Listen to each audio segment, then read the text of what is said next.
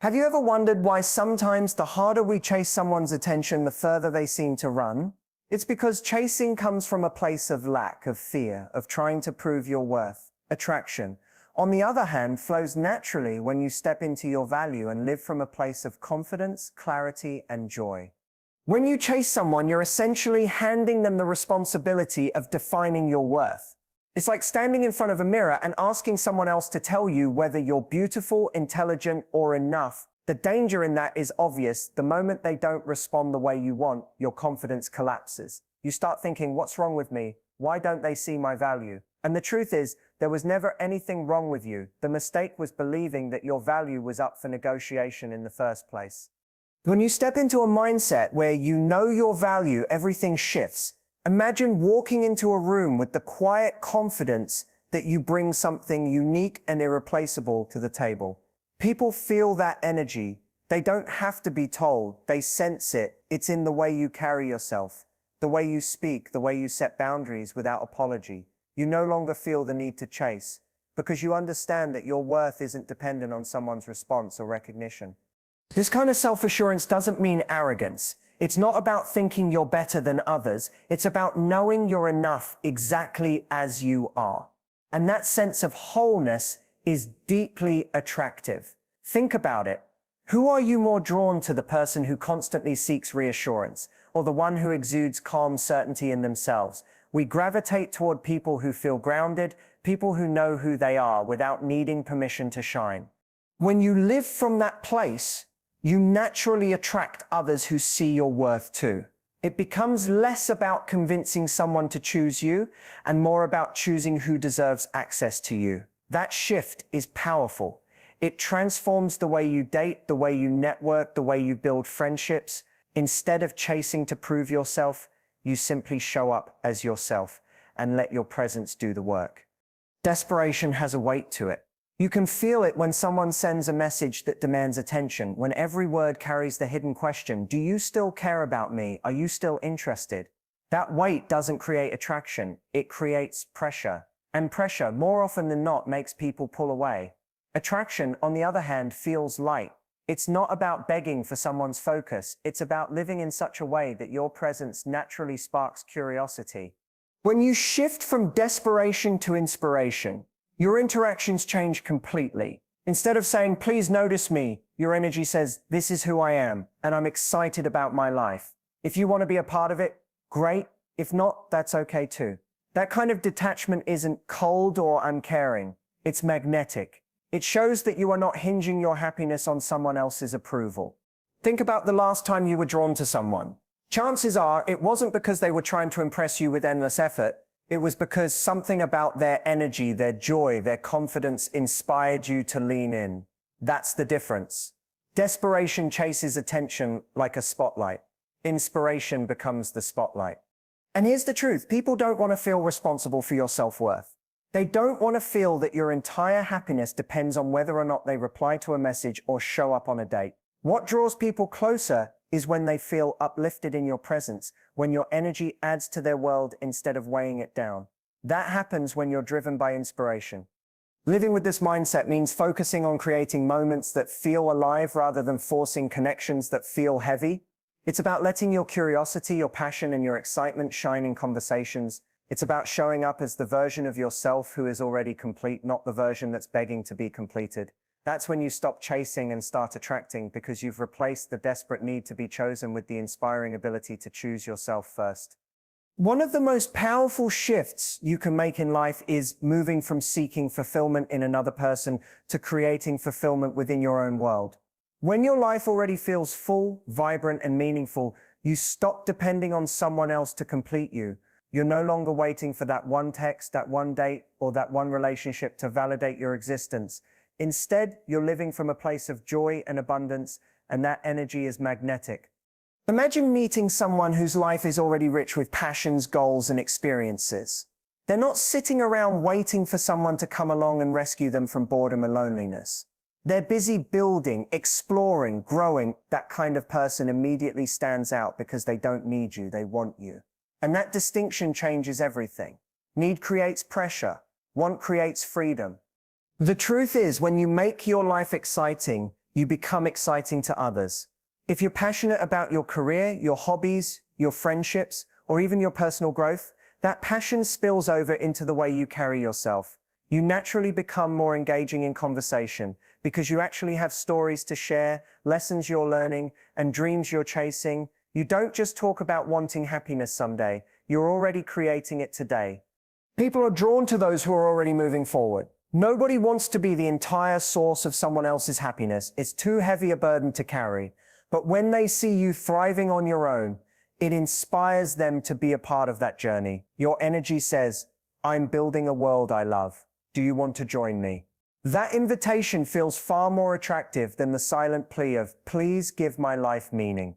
And the beautiful part is, when you create a life that excites you, you stop fearing loss.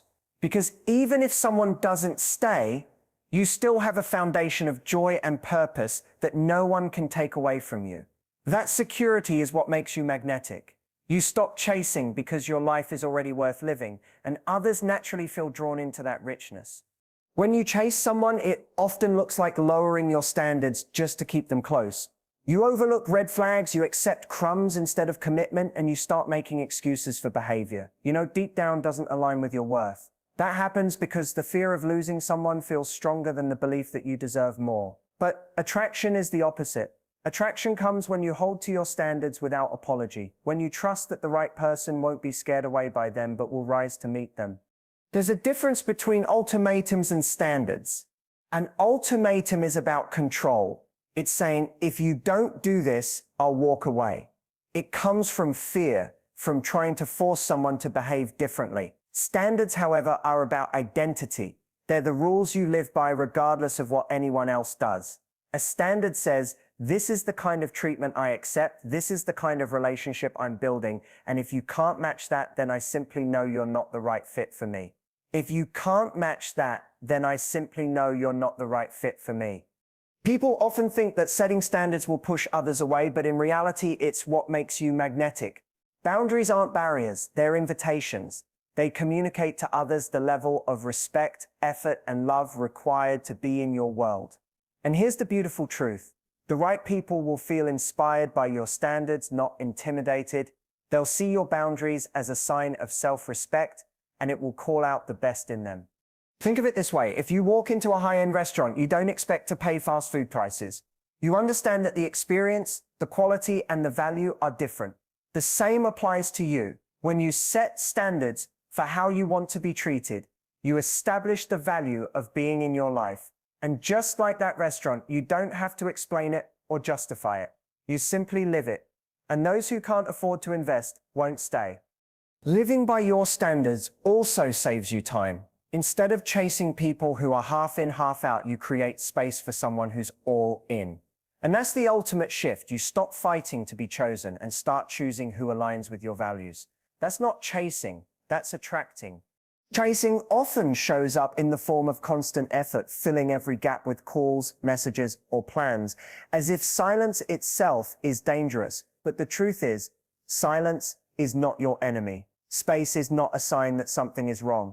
In fact, space is one of the most powerful tools of attraction. When you allow it, you give the other person the chance to lean in, to miss you, to wonder about you. Without space, there is no curiosity, no room for them to take initiative. It's natural to want to stay close to someone you like, but closeness is only meaningful when it's balanced with distance. Imagine listening to a song with no pauses, no breaks between notes. It would sound overwhelming, chaotic. Music only moves us because of the rhythm, the contrast between sound and silence. The same is true in relationships. If you never create space, the connection becomes noise instead of harmony.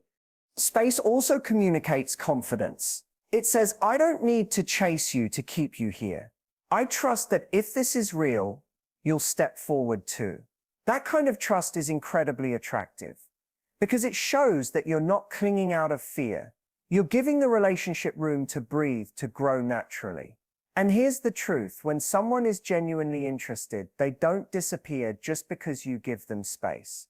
In fact, it often deepens their interest because they feel the freedom to choose you rather than feeling pressured to stay.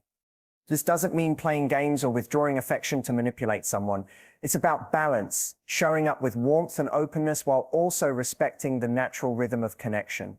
It's about leaving space in conversations, in time together, and even in your availability so that the other person has a chance to invest as well. When you're always the one filling the silence, you rob them of the opportunity to show effort.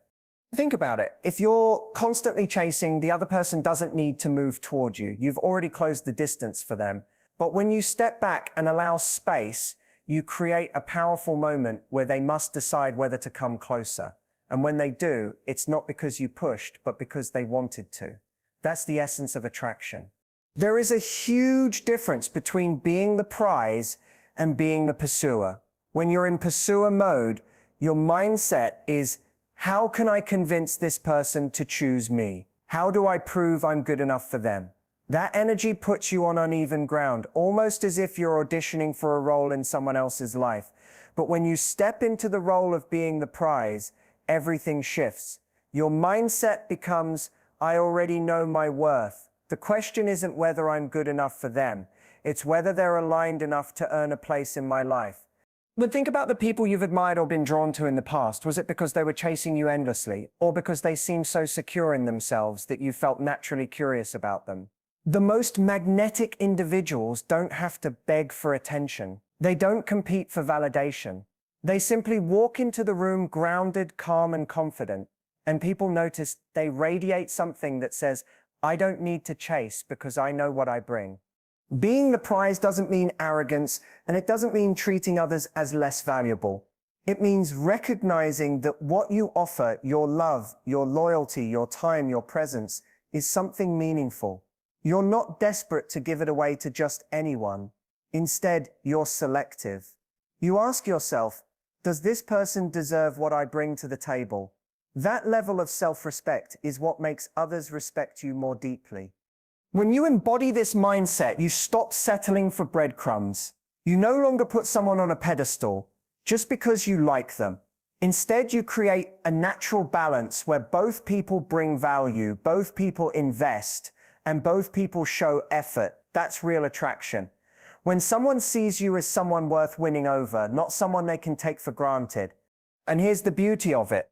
Being the prize doesn't require you to shout about your worth or prove it with constant effort. It's communicated in the way you carry yourself, the standards you hold, the joy you cultivate in your own life. It's in the way you walk away from what doesn't serve you, because you know something better will align. That quiet strength, that calm assurance is what makes people chase you, not the other way around. At the end of the day, chasing drains you while attracting empowers you. When you chase, you live in a constant cycle of proving, pleasing, and performing, hoping that someone will finally see your worth. But when you attract, you flip that script. You know your value before anyone else validates it. You shift your energy from desperation to inspiration. You create a life so full that others want to be a part of it. You set standards that call in the right people and filter out the wrong ones. You embrace the power of space, allowing room for connection to grow naturally. And above all, you stand as the prize, confident, grounded, and certain that what you bring to the table is meaningful. When you live this way, the right people don't have to be chased. They show up, they lean in, and they invest because they recognize something rare in you. Someone who doesn't beg to be chosen but chooses themselves first. That energy is magnetic. That's what turns heads, draws hearts, and creates the kind of relationships that are worth keeping. To stop running after what was never meant to be captured. Step into your power, own your worth, and let attraction do the work for you.